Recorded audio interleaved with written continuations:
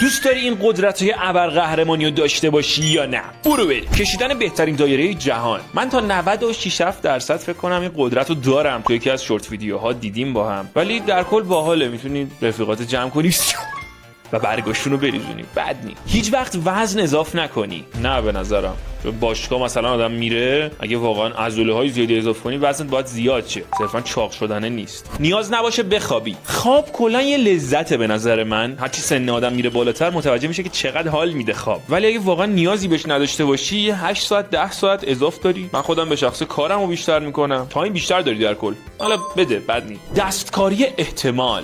احتمالات یعنی به نفع خودت. خیلی قدرت خفنی آجی. قرعه کشی‌ها رو همه رو برنده میشی و آره میشه خیلی کارا کرد باش. هستمش. پرخوری بی‌نهایت. آدم زیاد پرخوری نیستم، کلا اونقدر اونجوری نیست که بگم عشقم غذا خوردنه و اینا. بعد اونقدرم بخوری همه چی و هیچ چیت نشه دیگه حال نمی‌کنی با غذا، نه. و در نهایت تلپورت شدن. میدونم داری به چی فکر می‌کنی، بذار من یکم فکر کنم. تلپورت بشیم. آره خوب حال میده.